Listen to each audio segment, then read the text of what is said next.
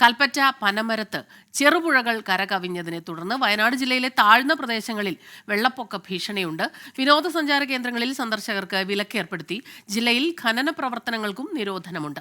സുർജിത്ത് അയ്യപ്പത്ത് ചേരുന്നുണ്ട് വിവരങ്ങളുമായി. സുർജിത്ത്, വയനാട്ടിലെ ഒരു സ്ഥിതി എന്താണ്? നമുക്കറിയാം, മലയോര മേഖലയാണ്.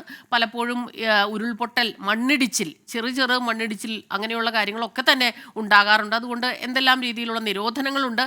എന്താണ് ഇന്ന് പ്രഭാതത്തിലുള്ള ഒരു സാഹചര്യം?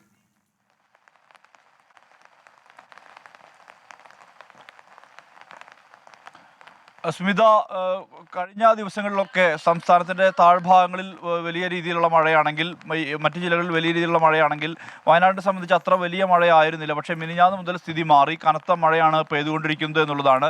പക്ഷേ ഇന്നലെ രാത്രി മഴയ്ക്ക്, ഇന്നലെ പകലുണ്ടായിരുന്ന ആ ഒരു അവസ്ഥയ്ക്ക് നേരിയ ശമനം ഉണ്ടായിട്ടുണ്ട്. പക്ഷേ അതിജാഗ്രത തുടരുകയാണ്. വയനാട്ടിൽ നിന്ന് ഓറഞ്ച് അലേർട്ടാണ്. അതിനാൽ തന്നെ ജാഗ്രതാ നിർദ്ദേശം നൽകിയിട്ടുണ്ട്.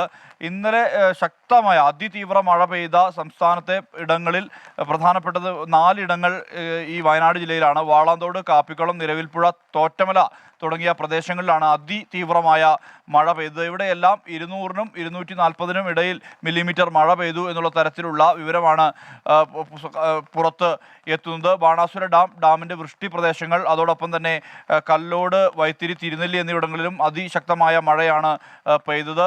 പനമരം ചെറുപുഴ കരകവിഞ്ഞു. കല്ലൂർ പുഴ കരകവിഞ്ഞതോടെ മേഖലയിലുള്ള ആദിവാസി കുടുംബങ്ങളെ മാറ്റിപ്പാർപ്പിച്ചിട്ടുണ്ട്. ഇത്തരത്തിൽ ഇന്ന് ജില്ലയിലെ റെസിഡൻഷ്യൽ സ്കൂളുകൾ ഒഴികെ മറ്റ് വിദ്യാഭ്യാസ സ്ഥാപനങ്ങൾക്കൊക്കെ അവധി കളക്ടർ പ്രഖ്യാപിച്ചിട്ടുണ്ട്. ഖനന പ്രവർത്തനങ്ങൾ നിർത്തിവെക്കാനുള്ള നിർദ്ദേശം നൽകിയിട്ടുണ്ട്. വിനോദസഞ്ചാര കേന്ദ്രങ്ങളിലേക്കും പ്രവേശനം നിരോധിച്ചിട്ടുണ്ട്. എന്നൂര് അടക്കമുള്ള വിനോദസഞ്ചാര കേന്ദ്രങ്ങളിൽ നിന്ന് പ്രവേശനം ഉണ്ടാവുകയില്ല എന്നുള്ള പ്രഖ്യാപിച്ചിട്ടുണ്ട്. മാത്രമല്ല, മണ്ണിടിച്ചിൽ, ഉരുൾപൊട്ടൽ സാധ്യത പ്രദേശങ്ങളിലെല്ലാം തന്നെ ജാഗ്രതാ നിർദ്ദേശം നൽകിയിട്ടുണ്ട്.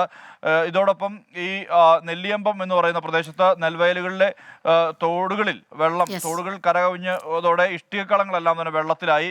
കല്ലൂർ വയനാട്ടിലെ സ്ഥിതി അതാണ്. സുർജിത്ത് അയ്യപ്പത്താണ് വിവരങ്ങൾ നൽകിയത്. ഇന്നിപ്പോൾ കണ്ണൂർ ജില്ലയിൽ അവധിയുണ്ടോ എന്ന് പലരും ചോദിക്കുന്നുണ്ട്. ഇരിട്ടി താലൂക്കിലെ അങ്കണവാടികൾ, പ്രൊഫഷണൽ കോളേജുകൾ ഉൾപ്പെടെയുള്ള വിദ്യാഭ്യാസ സ്ഥാപനങ്ങൾക്ക് ജില്ലാ കളക്ടർ അവധി പ്രഖ്യാപിച്ചിട്ടുണ്ട്. മറ്റു വിവരങ്ങൾ നമുക്ക് അന്വേഷിക്കാം. കൂടുതൽ അവധി എവിടെയാണ് ഉള്ളതെന്നെല്ലാം. മലപ്പുറത്ത് നിന്ന് നിരവധി പേർ ചോദിക്കുന്നുണ്ട്, അവിടെ മഴയുണ്ടോ, മഴ ഏതെല്ലാം പ്രദേശങ്ങളിലാണ് ഉള്ളത്, ഇന്ന് സ്കൂളുകൾക്ക് അവധിയുണ്ടോ എന്ന്. കോട്ടയത്തും പത്തനംതിട്ടയിലും ആലപ്പുഴയിലും എറണാകുളത്തും ഇടുക്കിയിലും വയനാട്ടിലുമാണ് ഇപ്പോൾ അവധി പ്രഖ്യാപിച്ചിട്ടുള്ളത്. അതോടൊപ്പം തന്നെ ഇപ്പോൾ ഏറ്റവും പ്രധാനമായി വന്ന കണ്ണൂരിലെ ഇരിട്ടി താലൂക്കിലുള്ള അവധിയെക്കുറിച്ചും നമ്മൾ പറഞ്ഞു കഴിഞ്ഞിരിക്കുന്നു.